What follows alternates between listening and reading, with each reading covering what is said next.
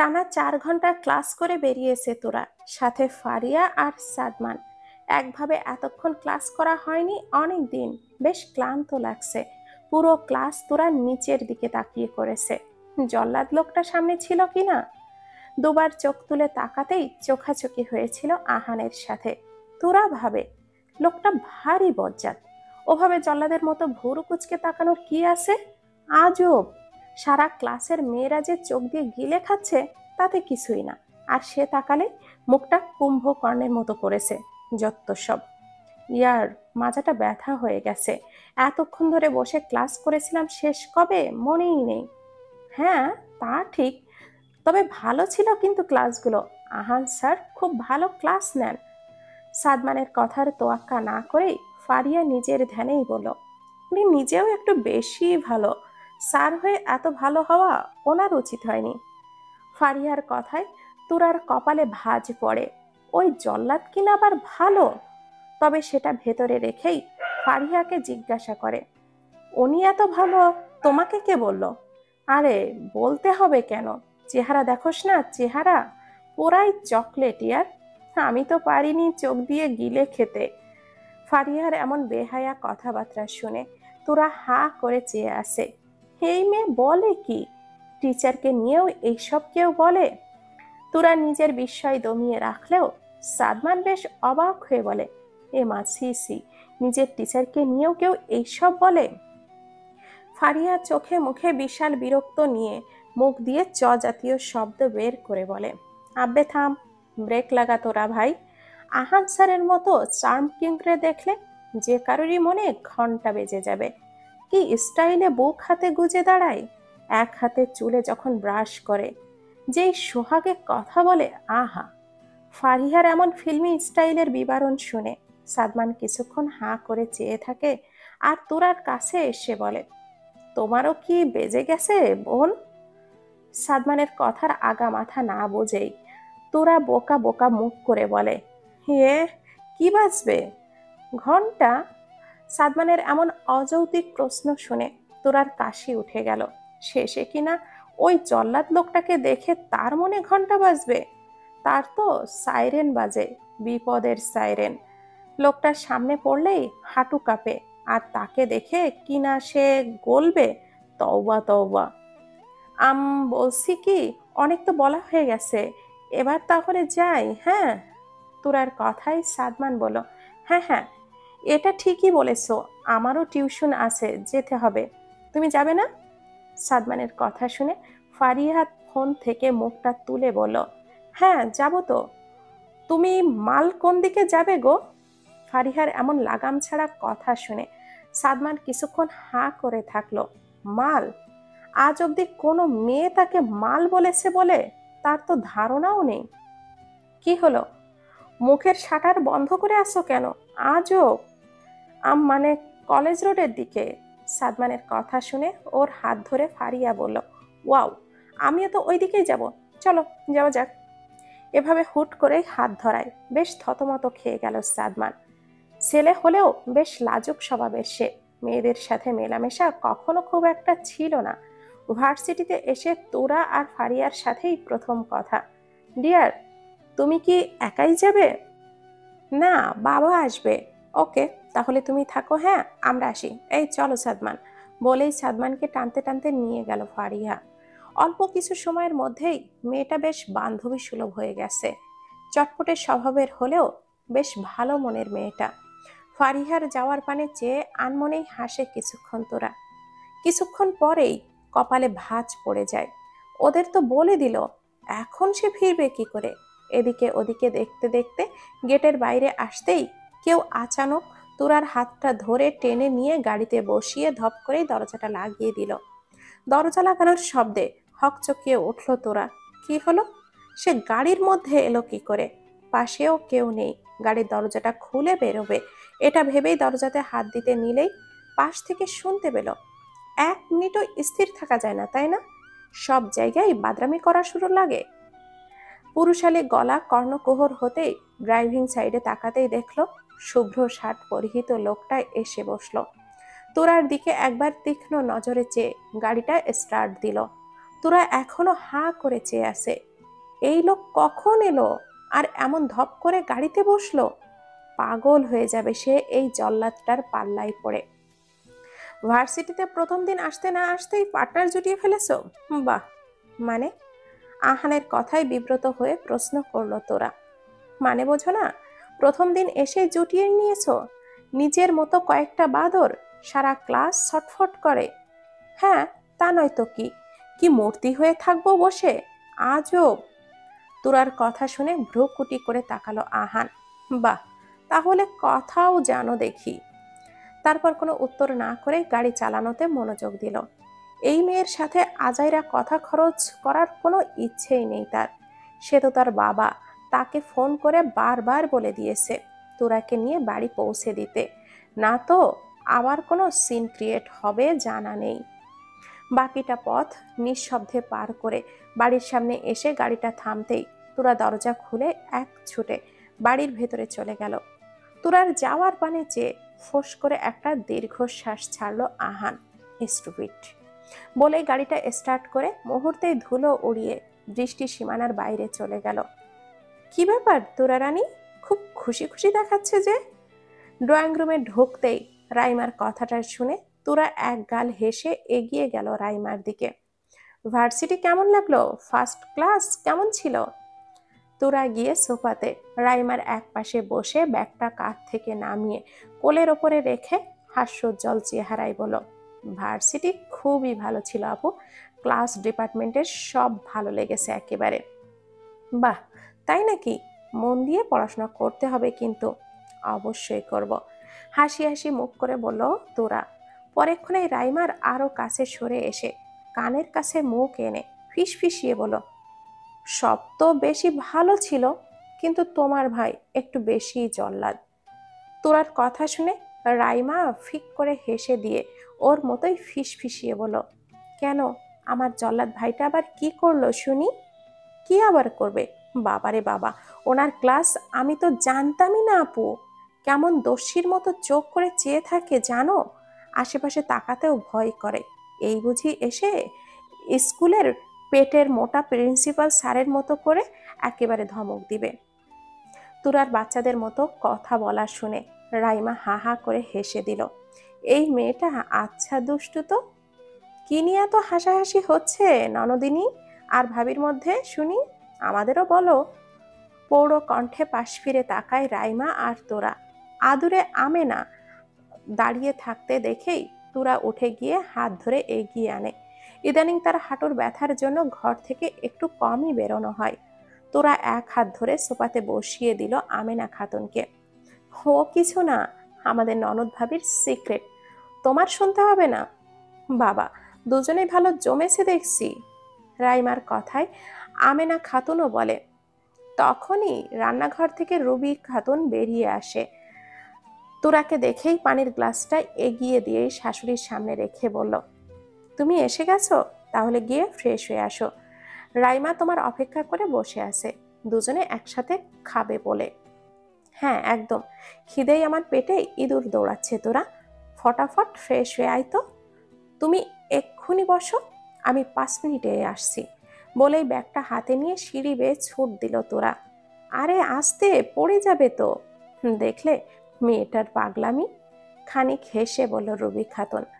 আমেনা বেগম চোখ থেকে মোটা ফ্রেমের চশমাটা খুলে রেখে বলল, অল্প বয়সে মা বাবা হারিয়েছে মেয়েটা, তার উপরে চাচির সংসারেও কম দাপট পোহায়নি। প্রতিকূল পরিবেশ থেকে নিজের চঞ্চলতাকেই হারিয়ে ফেলেছিল। একটু স্নেহ পেয়ে আবারও উথলে উঠেছে। ভীষণ লক্ষ্মীমন্ত মেয়ে রুবি। ওকে কখনো রাইমার চোখের থেকে কম দেখো না। জানি আমি তো মা, ওকে বুঝতে আমার খুব অসুবিধা হয়নি, শুধু আমার ছেলেটা বুঝলেই হয়। বলেই শাড়ির আঁচলে কপালের ঘামটা মুছে নিল সঙ্গোপনে। ছেলে কি তার আদৌ মানবে এই সংসার? আবার দুদিনের চেনা এই মেয়েটার প্রতিও তো তার অসম মমতা কাজ করছে। ফোঁস করে একটা দীর্ঘশ্বাস ছাড়ল রবি খাতুন। আল্লাহর কাছে তার একটাই দোয়া, ছেলেটা মেনে নিক এই সম্পর্ক। রাতের প্রায় 11টা, বই হাতে টেবিলে বসে আছে তোরা। নতুন বইগুলোর ঘ্রাণ নিতে বেশ ভালোই লাগছে, যেন ছোটবেলায় ফিরে গেছে। রাইমা ঘুমিয়েছে খানিকক্ষণ আগেই। দুপুরে একসাথে খেয়ে অনেকক্ষণ গল্প করছিল দুজন। সারা বিকেল ভর গল্প করে সন্ধ্যায় আবারও মায়ের সাথে রান্নায়ও সাহায্য করেছে। বেশ ভালো লাগে তোরার। এই যে না চাইতেই এত সুন্দর একটা পরিবার, বাবা মায়ের আদর, দিদুনের শাসন, রাইমার স্নেহ যেন তার ভেতরটা ভরে দেয়। আর কিচ্ছু চায় না তার এর চেয়ে বেশি। রাইমার মাথাটা ধরেছিল বলেই একটু আগেই ঘুমিয়ে গেছে। তোরার ঘুম একটু দেরিতেই আসে। বই নিয়ে এপাশ ওপাশ করে কিছুক্ষণ নড়াচড়া করে চোখ গেল জানালার বাহিরে। সূর্যমুখী ফুলগুলো রাস্তার সোডিয়াম আলোয় আর বাতাসের মৃদু কম্পনে অদ্ভুত সুন্দর লাগছে। কিছুক্ষণ আনমনেই চেয়ে থেকে হুট করেই তোরার মনে হলো সূর্যমুখীর তেল নাকি অনেক উপকারী, তার বাবা বলেছিল। আচ্ছা, এই গাছগুলো তো শুধু শুধু এমন ধা করে দাঁড়িয়ে আছে, ওই জল্লাদ লোকটা তো আর মালা বানিয়ে গলায় নিবে না? কেননা একটু তেল তো বানানোই যাক। যা ভাবা তাই কাজ। তোরা কোনো কিছু না ভেবেই চোরের মতো হাঁটে ছোট্ট একটা টর্চ নিয়ে সিঁড়ি বেয়ে নিচে নেমে দরজা খুলে বাগানে ঢুকে গেল। কয়েকটা সূর্যমুখী ফুল ছিঁড়ে বাগানের মধ্যেই গোল হয়ে বসে পড়ল।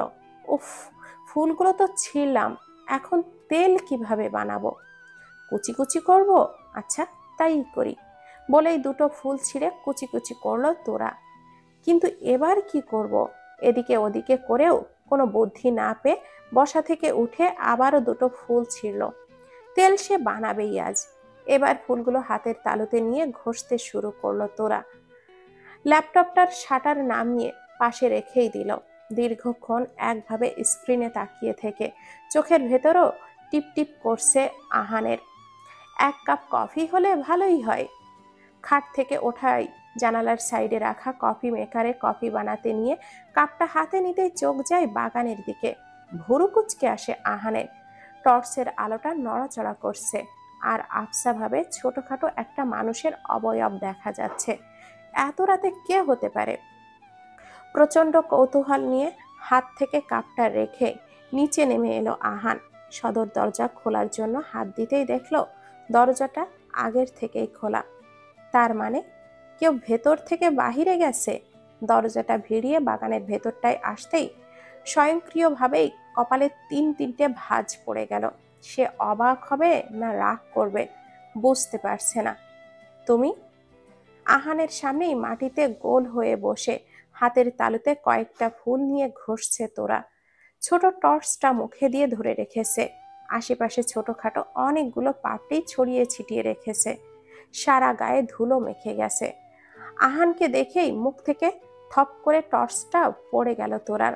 আহানের এমন আচানক আগমন সে একটুও প্রত্যাশা করেনি।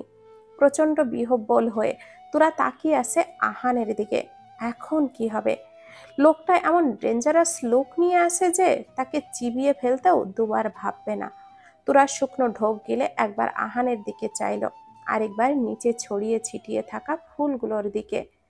কম হলেও 4-5টা ফুল ছিঁড়ে ফেলেছে সে। ডিসকভারি চ্যানেলে একবার দেখেছিল তো কিভাবে তেল বের করতে হয় সূর্যমুখী ফুল থেকে। তাও তো পারলো না, উল্টো ফেসে গেল লোকটার সামনে। এখন যদি তাকে মেরে ঠ্যাং ভেঙে দেয়। একবার এদিকে ওদিকে তাকালো তোরা। আশেপাশে সূর্যমুখী গাছগুলোতে ঢাকা, আর বের হওয়ার রাস্তাটাও আহান দাঁড়িয়ে আছে। পালাবে কি করে সে? এত রাতে এখানে কি? আর এসব কি করছো তুমি? ফুলগুলো ছিঁড়েছ কোন সাহসে? নিস্তব্ধ রাতে আহানের চাপা স্বরের ধমকে কেঁপে উঠল তোরা। সে তো ভালো কিছুই করতে চেয়েছিল, এমন ধরা পড়ার কথা একবারও সে ভাবেনি। কি হলো, উত্তর দিচ্ছ না কেন? কণ্ঠের খাদ আরেকটু উঁচিয়ে শাসাতেই তোরার আতঙ্ক আরো বেড়ে গেল। সামনে ঢলে পড়া লতানো গাছের ডাল সরিয়ে আহানকে এগিয়ে আসতে দেখেই তোরা উপায়ন্তর না পেয়ে পাশের গাছগুলোর মাঝ দিয়েই দৌড় দিল। কিন্তু ভাগ্য হয়তো আজ তাকে ফাঁসানোর ষড়যন্ত্রে আটঘাট বেঁধে করেছে। ছিটকে পড়ে যাওয়া টর্চটাতে পা লেগে পিছলে পড়ে গেল গাছগুলোর ভেতরেই। কোমরে বেঁধে রাখা ওড়নাটাও পেঁচিয়ে গেছে গায়ে। বেকায়দায় পড়ায় নড়াচড়া করার সামর্থ্যটুকুও হচ্ছে না। কি হলো, দম শেষ? ওঠো, আবারও রেস লাগাও, তাচ্ছিল্যের সুরে বলল আহান। তোরা কোনোভাবে নড়ে চড়ে হাঁটু ভেঙে বসলেও উঠতে পারছে না। পায়ের বৃদ্ধা আঙ্গুলটা পড়ার সময় মুচড়ে গেছে। আহান এগিয়ে এসে একটু ভর করে বসলো তোরার সামনে। তোমার সাহস দেখে আমি অবাক হচ্ছি রীতিমতো। সেদিন বারণ করে দেওয়া সত্ত্বেও তুমি চোরের মতো লুকিয়ে এই রাতের বেলায় এসেছো আমার বাগানের ফুল চুরি করতে। তোমাকে পুরোটা শেষ করার আগেই তোরা ভ্যা করে কেঁদে দিল। তোরার এমন আকস্মিক কান্নায় হকচকিয়ে উঠল আহান। সে তো কাদার মতো কিছুই বলেনি। তাহলে? আরে আরে, কাঁদছো কেন? চুপ করো। আহানের কথা শুনে তোরার কান্নার বেগ আরো বেড়ে গেল। আহান এদিকে ওদিকে তাকিয়ে চাপা ধমক দিয়ে বলল, কাঁদছো কেন? চুপ করতে বলেছি না? আপনি আমায় শুধু শুধু বকছেন কেন? ফুপিয়ে কেঁদে বলল তোরা। আহান এহেন কথায় হতভম্ব হয়ে বলে, আমি শুধু শুধু বকছি তোমায়? হ্যাঁ, আমি তো খারাপ কাজ করিনি, তেল বানাচ্ছিলাম। আহান ভুরু কুচকে বিব্রত ভাবে বলে, হোয়াট? তেল বানাচ্ছিলে মানে? আমি টিভিতে দেখেছিলাম সূর্যমুখী ফুল দিয়ে তেল বানানো যায়, তাই তো চেষ্টা করছিলাম। এরূপ কথায় একেবারে প্রত্যাশা করেনি আহান। শেষে কিনা এই মাঝরাতে এই মেয়ে বাগানে এসে ফুল দিয়ে তেল বানাতে এসেছে। তুমি এই মাঝরাতে এসেছো তেল বানাতে, তাও আবার এভাবে? হুম। কাঁদতে কাঁদতেই বলল তোরা। আহান চোখ ঘুরিয়ে আশেপাশে দেখে নিল। তার সাধের বাগানের ফুলগুলো ছিঁড়ে তো অষ্টরম্ভা করেছেই, তার উপরে নিজের সারা গায়ে ময়লা লাগিয়ে যা তা করেছে। আহান একটা ব্যাপার কিছুতে বুঝতে পারছে না। না ফুলগুলো হাতের তালুতে নিয়ে ইচ্ছে মতো কেলিয়ে কে তেল বানায়। জোরে একটা প্রশ্বাস ফেলে জিজ্ঞাসা করলো, তা কই তোমার তেল? আমাকেও দেখাও। এবার তোরাও আবারও কান্না আরম্ভ করলো। আহানের এবার নিজেকেই পাগল মনে হচ্ছে। এ কোন মেয়ের পাল্লায় পড়লো সে? খালি কেঁদেই যাচ্ছে। চুপ করতে বলেছি না আমি? এবার তোরা কান্না থামিয়ে গোল গোল চোখে তাকিয়ে রইল আহানের দিকে। আহান বসা থেকে উঠে দাঁড়িয়ে নরম কণ্ঠে বলল, ওঠো, অনেক রাত হয়েছে, এভাবে দেখলে বাড়ির লোক হুলুস থুলুস করবে। তোরা তাও ঠাই বসে রইল গোল হয়ে। আহান বিরক্তি মুখ নিয়ে চ জাতীয় শব্দ বের করে বলল, কি হচ্ছে? কথা কানে যাচ্ছে না নাকি লাগাবো একটা? আমার পা। ভয়ে মুখ কাচুমাচু করে বলল তোরা। পায়ে কি হয়েছে? ব্যথা, নাড়াতে পারছি না। আহান আবারও হাঁটু গেড়ে বসে বলল, দেখি। না না, থাক। চোখ গরম করে তাকাতেই তোরা চুপচাপ পাটা বাড়িয়ে দিল। আহান পায়ের গোড়ালি ধরে এপাশ ওপাশ ঘোরাতে নিলেই তোরা ব্যথায় আর্তনাদ করে ওঠে। খুব লাগছে? হুম। আহানের কথায় কাদো কাদো গলায় তোরার উত্তর দিল। আহান কিছুকাল অত্যাধিক বিরক্তি নিয়ে চেয়ে থেকে উঠে একটানে তোরার হাঁটুর নিচে আর পিঠের পেছনে হাত দিয়ে কোলে তুলে নিল। আরে আরে, কি করছেন? নামান আমাকে। শ্যাট আপ, নো মোর ওয়ার্ডস। একটা কথা বলবা তো আছাড় দিয়ে হাড়গোড় ভেঙে দেব। তেল বানাতে এসে পায়ের তেল বের করে ফেলেছো? বলেই তুরার দিকে না চেয়েই গটগট করে হাঁটা ধরলো বাড়ির ভেতরে। তুরা ভয়ে চোখটা ছোট ছোট করে চেয়ে আছে খোঁচা খোঁচা দাড়িতে আবৃত গম্ভীর শুভ্র চোয়ালে। দ্রুত হাঁটার তালে তুরা নড়ে উঠলেই ভয়ে খামচে ধরে আহানের টি শার্টের বুকের কাছের অংশটা। আহান এক পলক বাঁকা চোখে তাকিয়েই আবারও সামনে তাকিয়ে হাঁটতে শুরু করে। সোজা ঘরের ভেতরে এসে বসিয়ে দিল খাটের এক কোণায়। মৃদু ডিম লাইটের আলোয় রাইমা ঘুমিয়ে আছে খাটের অপর পাশে। তুরাকে নামিয়েই আফসা আলোতে আহান ড্রেসিং টেবিলের কাছে গিয়ে কিছু একটা খুঁজতে শুরু করলো। আপনি কি খুঁজছেন? Just keep your shut up mouth. Ahan চাপা স্বরে ধমকে চুপ করে যায় তোরা। আজব লোক তো, সে তো ভালোর জন্যই বলেছিল। এমন অন্ধকারে কিভাবে খুঁজবে লোকটা? আসলেই বজ্জাত। মনে মনে দুটো ভেংচি দিয়ে আহান তার সামনে এসেই হাতে কিছু একটা ধরিয়ে দিয়ে হিসিয়ে বলে, I am warning you for the last time. Further কোনো প্রকার উদ্ভট পাগলামি করলে ঠ্যাং খোড়া করে রেখে দেব। বলেই আর এক মুহূর্ত অপেক্ষা না করে গটগট করে বেরিয়ে গেল নিঃশব্দে। তোরা হাতের জিনিসটা নিয়ে দেখলো ওয়াইনমেন্ট এটা। ফোঁস করে একটা নিঃশ্বাস ছেড়ে এক হাতে ভর দিয়ে উঠে দাঁড়ালো। গায়ের জামা কাপড় ময়লা, এগুলো ছাড়তে হবে। এক পায়ে ভর দিয়ে কোনো রকমে খোঁড়াতে খোঁড়াতে ওয়াশরুমে গিয়ে চেঞ্জ করে এসে পায়ে অয়েন্টমেন্টটা লাগিয়ে শুয়ে পড়ল। বড় বাচ্চা বেঁচে গেছে আজ, না হলে রাক্ষসটা যে এত সহজে ছেড়ে দেবে ভাবতেও পারেনি। কিরে, আজ কি ভার্সিটিতে যাওয়ার ইচ্ছে নেই নাকি? আর কত ঘুমাবি, ওঠ। মেয়েলি কণ্ঠস্বর শুনে ঘুম ছুটে গেল তোরার। তাকিয়েই দেখে রাইমা তার উপুড় হয়ে তার দিকেই চেয়ে আছে।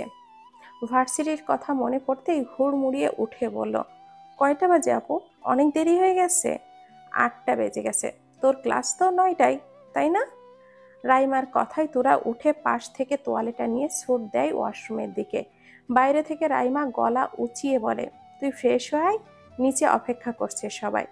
তোরা কোনো উত্তর করলো না ভেতর থেকে। রাইমা উত্তর না পেয়ে বেরিয়ে গেল। ওয়াশরুমের ভেতরে তোরা পায়ে হাত দিয়ে বসে আছে। সে তো ভুলেই গিয়েছিল পায়ের ব্যথার কথা। জোরে জোড়াতে গিয়ে আবারও সেখানেই লেগেছে। বেশ কিছুক্ষণ পাটা ধরে বসে থেকে পরে নিজেকে সামলে উঠে গোসল সেরে বেরিয়ে এলো। হালকা গোলাপি রঙের একটা সালোয়ার কামিজ পরে চুল আসলে বেরিয়ে এলো একেবারে ব্যাগটা হাতে নিয়েই। সিঁড়ি বেয়ে নেমে দেখে সকলেই উপস্থিত ড্রয়িং রুমে। অন্যদিনের মতো হলেও আজ কেমন যেন একটা অন্য রকম লাগছে। সবার মেজাজ বেশ থমথমে লাগছে। আর গোমড়া মুখ লোকটা বরাবরের মতোই প্রতিক্রিয়াহীনভাবে পাউরুটিতে কামড় বসিয়ে খাচ্ছে। তোরা সেই দিকে এক পলক চেয়েই এগিয়ে গিয়ে দাঁড়ালো ইনসাফ মাহবুবের পাশে। তোরাকে দেখেই আমিনা খাতুন বলল, কি রে নাদবো, ঘুম ভাঙলো? প্রত্যুত্তরে তোরা স্মিত হাসল। রুবি খাতুন টেবিলে খাবার বেড়ে দিচ্ছে। আজকে সবাই একত্রে বসেছে নাস্তার টেবিলে। তোরা গিয়ে রাইমার পাশের চেয়ারটাতে বসলেই ইনসাফ মাহবুব গলা খাকারি দিয়ে বলল, আহান, তোমার সাথে কিছু কথা আছে। আহান খাওয়া থামিয়ে প্রশ্নবোধক চাহনি দিয়ে তাকালো বাবার দিকে। ইনসাফ মাহবুব আবারও বলা শুরু করলো, আজকে তোমার ফুপু মিনু ফুপু আসবে। হ্যাঁ তো আসুক। বেশ দায়সারাভাবে উত্তর করে আবারও খাওয়ায় মনোযোগ দিল আহান। আজ থেকে তোরা তোমার সাথেই থাকবে আহান। রুবি খাতুনের কথায় আহান খাওয়া থামিয়ে কপালে ভাঁজ ফেলে বলল, মানে? আহানের কথার উত্তর দিয়ে বলল তার মা, মানে আজ থেকে ও তোমার ঘরেই থাকবে। কি যা তা বলছো মা? ও কেন আমার ঘরে থাকতে যাবে? কারণ ও তোমার বউ। আর তোমার মামিমারা তাই জানে, তারা মূলত তোমার বউকেই দেখতে আসবে। ইনসাফ মাহবুবের কথায় আহান আরো বেশি উত্তেজিত হয়ে বলল, এসব কি বলছো বাবা? এই বিয়েটা যে আমি মানি না তা তোমরা বেশ ভালো করেই জানো। এসব ইউজলেস কথার কোনো মানে হয়? তুমি মানো কি না সেটা তোমার ব্যাপার, কিন্তু ও তোমার বিয়ে করা বউ, আর তারা এটাই জেনেছে। তাই শুধু তারা যে কয়দিন থাকবে, শুধু সেই দিনগুলোতে হলেও তোরা তোমার সাথেই থাকবে। আমি চাই না বাইরের কারোর সামনে তোরা বা আমার বাড়ির নিয়মের অসম্মান হোক। কিন্তু বাবা, দাদু ভাই, এতদিন ধরে আমি এই ব্যাপারে কিছুই বলিনি তোমায়, তবে ইনসাফ যা বলছে এবার তোমার সেটা মানা উচিত। বিয়ে কোনো ছেলে খেলা নয়। তবুও আমরা তোমার মতামতকে গুরুত্ব দিয়ে কোনোরূপ জোর করিনি। তবে আমি চাই না বাড়িতে মেহমান এসেও এই ধরনের বিশৃঙ্খলা দেখুক। বাবাকে কিছু বলতে নিলেও দিদুনের কথা শুনে থেমে গেল আহান। রাগী স্বভাবের হলেও পিতা মাতার অবাধ্য সে কখনোই ছিল না। শুধু বিয়ের ব্যাপারটা নিয়েই বাবার সাথে তার মতের একটা অমিল হচ্ছে। এ কারণে সে নিজেও বেশ আশাহত। কিন্তু দিদুনের মুখের উপরে কথা বলার মতো কাজ সে কখনো করতে পারবে না। চুপচাপ খাওয়া ছেড়ে ব্যাগটা হাতে নিয়েই গটগট হয়ে চলে গেল সে। আহানের যাওয়ার পানে চেয়ে তোরা ঢকঢক করে এক গ্লাস পানি গিলল। বড়দের কথার মাঝেই কোনো রকম কথা বা প্রশ্ন করতে নেই, এই বিষয়টাকে মাথায় রেখেই তোরা এতক্ষণ চুপচাপ ছিল। কিন্তু ওই জল্লাদ লোকটার সাথে এক ঘরে থাকার কথা সে কল্পনাও করতে পারবে না। শেষে কিনা এমন দিনও আসতে হলো। তোরা কেন জানি নিজের করুণ পরিস্থিতির কথা ভেবে আগেই হাত পা ছড়িয়ে কাঁদতে ইচ্ছে করছে। তোরা চল, তোকে আজ আমি রেখে আসবো ভার্সিটিতে, বলেই উঠে দাঁড়ালো ইনসাফ মাহবুব। তোরাও বাধ্য মেয়ের মতো তার পিছু পিছু বেরিয়ে এলো। ভাগ্যিস আজ তাকে ওই বজ্জাত লোকটার সাথে যেতে হয়নি। একে তো রাতে ওই রকম একটা অকাজ করেছে, তার উপরে সকালবেলা করে এই সব শুনে লোকটা নিশ্চয় আবারও তাকে বলতো সব দোষ তোমার জন্য, আর তোমার জন্যই এমনটা হচ্ছে। ইনসাফ মাহবুব অফিসে যাওয়ার পথে তুরাকে ভার্সিটির গেটে নামিয়ে দিয়ে গেল। যাওয়ার সময় যদিও বলেছে সে গাড়ি পাঠাবে তোরার জন্য, কিন্তু তোরাই নিষেধ করেছে। সে একাই ফিরতে পারবে, রাস্তাঘাট চিনতে তার খুব একটা অসুবিধা হয় না। ভার্সিটির গেট পেরিয়েই ভেতরে ঢুকে এদিকে ওদিকে দেখল ফারিয়া কিংবা সাদমান কাউকেই নেই। হয়তো ক্লাসে ভেবেই সিঁড়ি দিয়ে পা বাড়ালো। দ্রুত পায়ে কোনো দিকে না চেয়েই হাঁটতে নিলেই কিছু একটার সাথে ধাক্কা লেগে পড়ে নিতেই তুরাকে জাপটে ধরলো এক জোড়া হাত। Are you okay? পুরুষালী ভরাট গলা শুনে তুরা নিজেকে সামলে সরে দাঁড়ালো। ঠিক আছো? আগন্তুকের দিকে এক পলক তাকালো তোরা। লম্বা চওড়া বেশ সুগঠিত শরীর, ধূসর বর্ণের একটা শার্ট ইন করে পরা, কালো প্যান্টের সাথে বেশ ছিমছাম গড়নের চেহারার লোকটা হাস্যোজ্জ্বল মুখে তার দিকেই চেয়ে আছে। তোরা সামান্য সরে দাঁড়ালো। আমি ঠিক আছি, আমার সাবধানে হাঁটা উচিত ছিল, সরি, দুঃখিত। It's okay, no problem. তোরা আবারও এক পলক চেয়ে নিল। বেশ অস্বস্তি লাগছে এবার তার। এখান থেকে যাওয়া উচিত। এই তোরা, এই তোরা। আরো একটি পরিচিত কণ্ঠস্বরের ডাকে ফিরে তাকালো তোরা। সামনের লোকটিকে অদেখা করে ক্লাসের দিকে তাকিয়েই এক ফালি হেসে এগিয়ে গেল। কিছুক্ষণ আগেই যার সাথে ধাক্কা লাগলো ক্লাসে তাকেই স্যার হিসাবে দেখে তোরার চোখটা চড়ক গাছ। তখন সাদমানের ডাকে হম্বিতম্বি করে ক্লাসে এসে বসেছিল তোরা। ফারিয়া আর সাদমানের সাথে গল্প করার মাঝেই ক্লাসে আগমন ঘটল কিছুক্ষণ আগেই দেখা লোকটির। Please be seated everybody. ভরাট কণ্ঠস্বরের আদেশে সবাই বসে পড়লেও তোরা এখনো হা করে চেয়ে আছে। ইস, সে কিনা শেষে স্যারের সাথে ধাক্কা খেলো, কিন্তু এই স্যারকে তো সে আগে দেখেনি। তোরার ভাবনার মাঝেই পাশ থেকে ফারিয়া এক হাত ধরে টেনে থপ করে বসিয়ে দিল। কিরে, এমন হাঁ করে চেয়ে আছিস কেন? নতুন স্যারকে দেখে কি তোর মনেও ঘন্টা বেজে গেছে? ঘন্টা কেন বাজবে?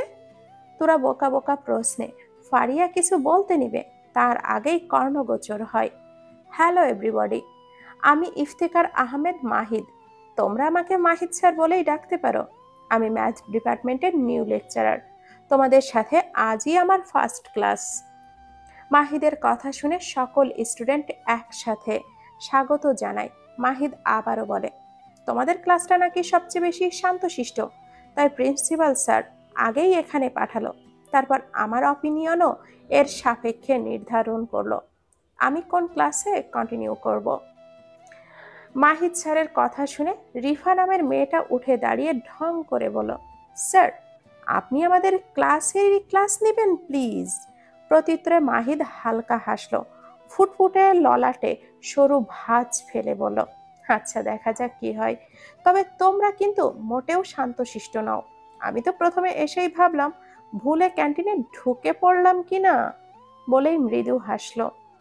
তোরা চুপচাপ তাকিয়ে আছে মাহিদ নামক স্যারের দিকে। ভার্সিটির লেকচারারদের মাঝে একটা গুরু গম্ভীর ভাব দেখে, কিন্তু এই লোকটা মোটেও তো তেমন না। নেহাতি হাসি খুশি একটা মানুষ। হাসির ছলকে আবারও উজ্জ্বল শ্যামলা গড়নের মুখের বাঁ পাশে একটা টোলও পড়ে।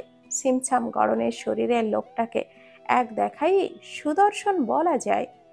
আরো কিছুক্ষণ মাহিদ স্যার সবার সাথে আলাপচারিতা করার মাঝেই ঘন্টা দিল। ভদ্রলোক আবারও সুবিনয়ভাবে বিদায় জানিয়ে প্রস্থান করলেন। পরপর আরো দুটো ক্লাস করে ব্যাগ কাঁধে নিয়ে উঠে দাঁড়ালো তোরা। তোরাকে দাঁড়াতে দেখেই ফারিয়া বলল, কই যাও ডিয়ার? তোরা উঠে দাঁড়িয়ে বলল, আজকে তাড়াতাড়ি বাড়ি ফিরতে বলেছে গো, আজ আর ক্লাস করব না। তুমিও বেরোবে? আমারও আজ যেতে হবে। সাদমান ও তুরার সাথে উঠে দাঁড়ালো। ওদের দুজনকে উঠতে দেখেই ফারিয়াও নিজের ব্যাগটা হাতে নিয়ে বলল, তাহলে আমি কি ফার্মের মুরগির মতো বইয়া থাকুম নাকি? আমিও যাব চলে। বলেই তিনজনে একসাথে বেরিয়ে এলো। গেট থেকে বেরোয়েই দেখলো ভার্সিটির সামনে বাড়ির গাড়িটা দাঁড়িয়ে। বাড়িতে দুটো গাড়ি, একটা বাবা আর একটা বাড়ির অন্যেররা সবাই ব্যবহার করে, আরেকটা ওই যে জল্লাদ নামক লোকটার একার। এখন আপাতত বাবার গাড়িটাই দাঁড়িয়ে আছে। ফারিয়া আর সাদমান চলে গেছে অন্য পথে। ড্রাইভার গাড়ির ভেতরে বসিয়ে ঝিমোচ্ছে। তুরার এই শহরটা একেবারেই অচেনা নয়, বেশ ভালোই চেনা জানা রাস্তাঘাট। রোজ এমন গাড়িতে আবদ্ধ হয়ে যেতে তার একদমই ভাল লাগে না। রাস্তা দিয়ে এমনিতেই হেঁটে যেতে ভাল লাগে। তুরাকে দেখে ড্রাইভার গাড়ি থেকে বেরিয়ে এলো। আহেন, আপনারে বাড়িতে রাইখা বড় সাহেবের অফিসে যাইতে হইব। তোরা অমত জানিয়ে বলল সে একাই চলে যেতে পারবে, ড্রাইভার যেন চলে যায়। কিন্তু ড্রাইভার কিছুতেই তা মানতে নারাজ। আপনারে না নিয়ে গেলে বড় সাহেব আমারে খুব বকবো।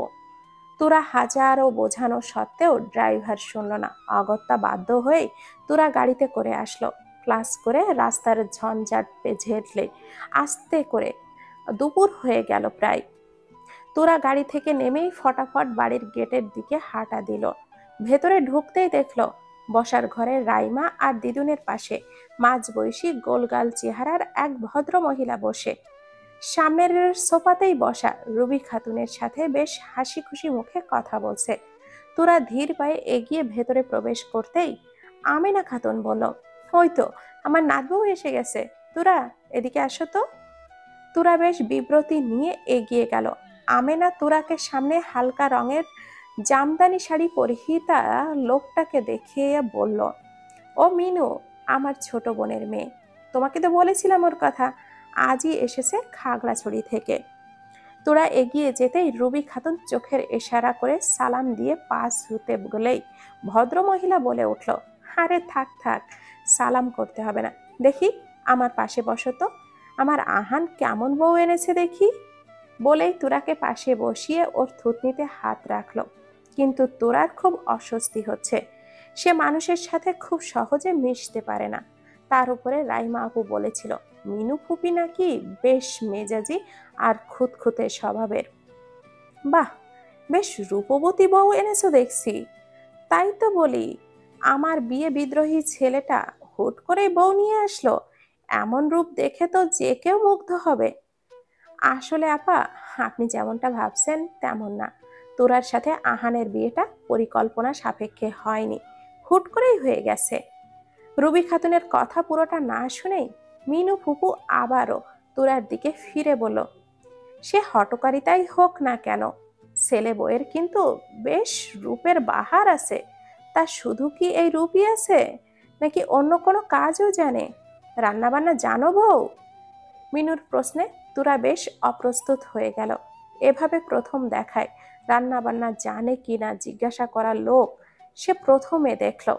তোরার অস্বস্তি বুঝতে পেরে রুবি খাতুন ওকে থামিয়ে দিয়ে বলল, হারে সেসব পরে শোনা যাবে, ও তো মাত্রই বাইরে থেকে আসলো, ফ্রেশ হয়ে আসুক।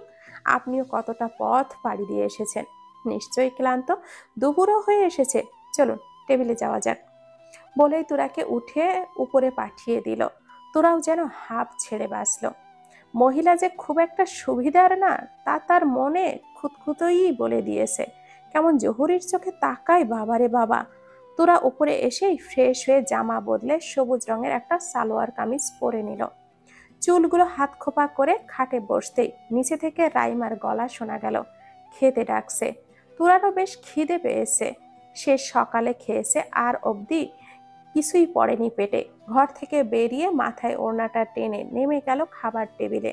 সারা টেবিল জুড়ে নানান রকমের খাবার সাজিয়েছে। ভদ্রমহিলা যে খেতে বেশ ভালোবাসে তা তার শরীর দেখেই বোঝা যায়। তোরা যেতেই সবাই একসাথে বসে খাওয়া শুরু করলো। খাবার মাঝেই মিনু তোরার প্লেটের দিকে চেয়ে বলে উঠল, তুমি তো কিছুই খাচ্ছ না বউ, প্লেট তো সবই ফাঁকা। মিনুর কথায় তোরা কি উত্তর দিবে বুঝতে পারে না। তখন রাইমা পাশ থেকে বলল, ফুপি, ও একটু কম খায়। সে কি কম খেলে চলবে? এই তো পাতার মতো হালকা শরীর, তাও যদি কম খায় তাহলে টিকবে কি করে? আহানের মতো লম্বা চওড়া স্বামী তোমার, তুমি এত হালকা পাতলা হলে তো চলবে না। মিনু ফুপুর কথায় তোরার খাওয়া থামিয়ে হাঁ করে চেয়ে থাকে। রুবি খাতুন বেশ লজ্জায় পড়ে যায়। তার ননার যে একটু মুখ চোরা সে সবাই জানে, সবকিছু মুখের উপরেই বলে দেয়। তার পুরনো স্বভাব এটা। তাই বলে মায়ের সামনে ছেলের বউকে নিয়ে এমন বলে ফেলবে ভাবতেও পারেনি। রাইমা কি বলবে ভেবে না পেয়ে চুপ করে খেতে লাগলো। সবার অস্বস্তি ভেঙে আমেনা খাতুন বলল, আহা কি বলিস মিনু, লাগাম ছাড়া কথা বলার স্বভাব তোর আর গেল না। ছোটদের সামনে কি বলছিস এসব? ছোট আর কই আম্মা, ও তো বউ আহানের, সেসব থাক, তুই চুপচাপ খাতো। আমেনা খাতুনের কথায় মিনু আবারও খাওয়াই মনোযোগ দিল। তোরা মাথা নিচু করে চুপচাপ প্লেটে ভাত নাড়াচাড়া করছে। সে পুরোপুরি না বুঝলেও ফুপুর কথার আংশিক অর্থ ঠিকই বুঝতে পেরেছে। এভাবে মা আর দিদুনের সামনে উনি কি করে বলল? লজ্জা আর সংকোচে তোরার ললাটে ভাঁজ পড়ে গেল। খাবার আর গলা দিয়ে নামছে না। ঘরের ভেতর অনবরত পায়চারি করছে তোরা।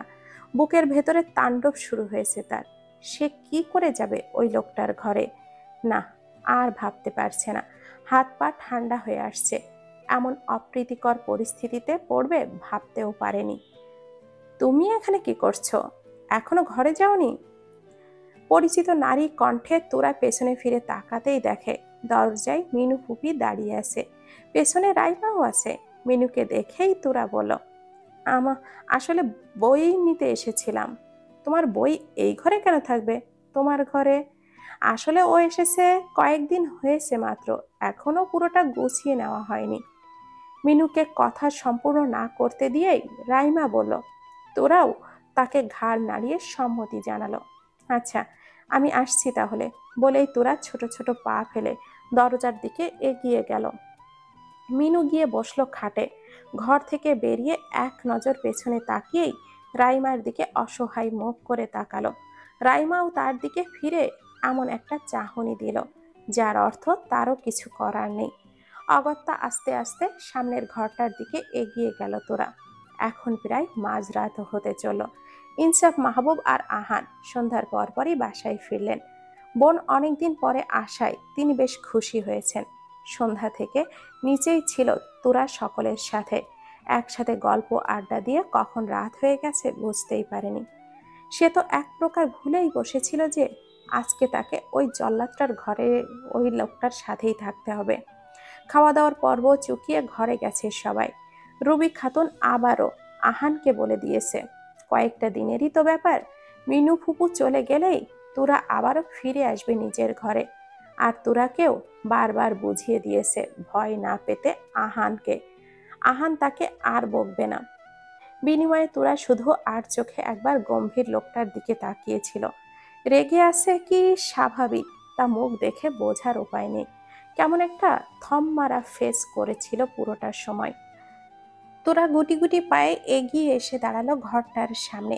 বুকের ভেতরে দিরিম দিরিম শব্দ হচ্ছে। ঠান্ডায় হাত পা অবশ হয়ে আসছে। লোকটার সামনে সে 5 মিনিট দাঁড়াতে পারে না। পুরোটা রাত কি করে কাটাবে? দমনা হয়ে তাকিয়ে আছে দরজার ফাঁক দিয়ে। লোকটাকে তো দেখা যাচ্ছে না ভেতরে। কি করবে? ঢুকবে নাকি সারা রাত এখানেই দাঁড়িয়ে পার করে দেবে? 1 মিনিটের মধ্যে ভেতরে না আসলে আমি দরজাটা লাগিয়ে দেব। তোরার ভাবনার মাঝেই পুরুষালীর স্বরে কেঁপে উঠল। উৎকণ্ঠার রীতিমতো বেড়েই চলেছে। দেখল কি করে লোকটা ভেতর থেকে। ভূত নাকি আজব? কাপা কাপা হাতে দরজাটা খুলে ভেতরে ঢুকলো তোরা। ঠিক তার বাম পাশেই সোফাতে বসে আছে খয়েরি রঙের টি শার্ট আর কালো ট্রাউজার পরিহিত অত্যন্ত সুদর্শন পুরুষটি। কোলের ওপরে ল্যাপটপটা রেখে তর্জনীর দক্ষতায় খটখট শব্দে হাতের চালনা করছে কিবোর্ডে। হুট করেই তোরা উপলব্ধি করলো ফারিহা ভুল কিছু বলেনি। লোকটা আসলেই ভীষণ নজর কাড়া। ছেলেদের এতটা চার্মিং হতে নেই। এভাবে পেতনির মতো দাঁড়িয়ে থাকলে বাইরে গিয়ে দাঁড়াও, আমার সামনে অ্যাসেম্বলি করতে বলিনি। কাট কাট রুক্ষ মেজাজের কথা শুনে ভুরু কুচকে এলো তোরার। লোকটা ভারী বজ্জাত। সবসময় এমন খিটখিট করে গালটা ফুলিয়ে বলল, তাহলে কি করব আমি? নাচো, যাত্রাপালা করো। তোরার এবার মন চাচ্ছে ল্যাপটপটা দিয়েই মাথায় একটা বাড়ি দিতে। কোনো কথা কি সোজাভাবে বলতে পারে না এ লোক? প্রচণ্ড বিরক্ত নিয়ে চেয়ে আছে তোরা। আহান কোল থেকে ল্যাপটপটা নামিয়ে সোজা হয়ে দাঁড়ালো। বেশি বউগিরি করতে গিয়ে মাথার তারটা ছিঁড়েছে। চুপচাপ শুয়ে পড়ো। এভাবে রাতে তোমায় পেতনির মতো দাঁড়িয়ে থাকতে দেখে অ্যাটাক আসবে। লোকটার এমন খোঁচা দেওয়া কথায় আচ্ছা বিরক্তিকর। সে কখন বউগিরি করলো? এ ঘরে তো তাকে মাই পাঠিয়েছে। কিন্তু সেটা ভেতরেই দমিয়ে রেখে তোরা আমতা আমতা করে বলল, আমি কোথায় শুব?" মুখে একরাশ বিরক্তির ছাপ ফেলে তাকালো আহান। বোঝাই যাচ্ছে সে তোরার এমন অযাচিত কথায় ভীষণ বিরক্ত। এটা কোনো পূর্ণদৈর্ঘ্য বাংলা চলচ্চিত্র না যে কেউ খাটে তো কেউ নিচে শোবে। আর তোমার জন্য তো আমি মোটেও স্যাক্রিফাইস করতে পারবো না। পাশে জায়গা আছে, শুয়ে পড়ো। আদারওয়াইজ বাথরুমে জায়গা আছে, ওখানে থাকতে পারো। বলেই বালিশটা ঠিক করে শুয়ে পড়ল। তোরা কিছুক্ষণ থ হয়ে দাঁড়িয়ে থাকলো। উপায়ান্তর না পেয়ে আস্তে আস্তে বিছানার কাছে এসে দাঁড়ালো। আহানের কোনো নড়াচড়া নেই। লোকটা কি ঘুমিয়ে গেছে? এইটুকু সময়ে তোরা আর বেশি কিছু না ভেবে খাটের এক কোনায় জড়সড় হয়ে শুয়ে পড়ল। মাঝখানে একটা কোল বালিশ রাখা। আহানি রেখেছে, ভালোই হয়েছে। তোরার নিজের উৎপটাং শোয়ারের ওপর ন্যূনতম বিশ্বাস নেই, তার উপরে পাশে একটা পুরুষ মানুষ। এখন তোরার হুমায়ুন আহমেদের একটা কথা বেশ মনে পড়ছে। নতুন বিয়ের পর একজন যুবকের সাথে একই বিছানায় ঘুমানো মনে অস্বস্তিকর জিনিস আর হয় না। তোরার এসব উদ্ভট চিন্তা ভাবনার মাঝেই খট করেই পাশ থেকে টেবিল লাইটটা বন্ধ করে দিল আহান। ভয়ে চোখ খুলে তাকালো তোরা। পুরো ঘর জুড়ে ঘুটঘুটে অন্ধকার। দূর থেকে রাস্তার ছোট আলোর বিন্দু ছড়া একটা ছায়া, আর কোনো বোঝার উপায় নেই। অন্ধকারে তোরার ভীষণ ভয়। ও কখনো অন্ধকারে থাকতে পারে না, রাতে তো একেবারেই না। ভয়ে তোরা খানিকটা সরে এলো। ওপাশে কোনো সাড়া শব্দ নেই। শুনুন, ভাঙা ভাঙা গলায় বলল তোরা। তবু অপর পক্ষে নিস্তব্ধতা বিরাজমান, কোনো উত্তর নেই। তোরার ভয় আরো বেড়ে গেল। আরো খানিকটা সরে এসে হাত বাড়িয়ে খোঁজার চেষ্টা করলো। অন্ধকারে হাতড়ে ছোট ছোট ধারা ধারা কিছু বিঁধল হাতে। আর একটু এগিয়ে নিতেই আহান থমকে উঠল। কি সমস্যা তোমার? এভাবে চোখে মুখে হাত দিচ্ছ কেন? আর মাঝের বালিশটা পার করে এদিকে সরে আসার সাহস কি করে হলো? অন্য সময় এমন ধমকে তোরার হাড় কেঁপে উঠলেও এবার যেন শান্তি পেল। অন্ধকারে সে ভীষণ ভয় পাচ্ছিল। কপালের ঘাম হাতের উল্টো পিঠে মুছে মিনমিনিয়ে বলল, আমি অন্ধকারে ঘুমাতে পারি না, ভয় করে। আর আমি লাইটের আলোয় ঘুমাতে পারি না। আহানের কথা শুনে চুপ বনে গেল তোরা। নিজেকে ভীষণ অসহায় লাগছে। আহান বেশ কিছুক্ষণ নিঃশব্দে থেকে উঠে গিয়ে ড্রিম লাইটটা জ্বেলে দিয়ে আবারও এসে খাটে শুয়ে বলল, এর চেয়ে বেশি আলো দেওয়া পসিবল না। এতেও যদি ঘুম না হয় তাহলে বসেই থাকো। বলেই এক হাত মুখের উপরে দিয়ে টান হয়ে শুয়ে রইল। তোরা এবার নিঃশব্দে শুয়ে পড়ল। নাইমার চেয়ে কানামা তো ভালো, এই আলোতেই হবে। অন্তত অন্ধকারের চেয়ে তো আলো ভালো। আর এই বালিশটা টপকে এদিকে আসার চেষ্টাও করলে জানালা দিয়ে ছুঁড়ে ফেলে দেবো তোমায়। বলেই অন্যদিকে ফিরে শুয়ে পড়ল আহান। তোরা হতভম্ব দৃষ্টিতে তাকিয়ে রইল আহানের দিকে। আর ভাবল, লোকটা হাড়ে হাড়ে বজ্জাতপনা।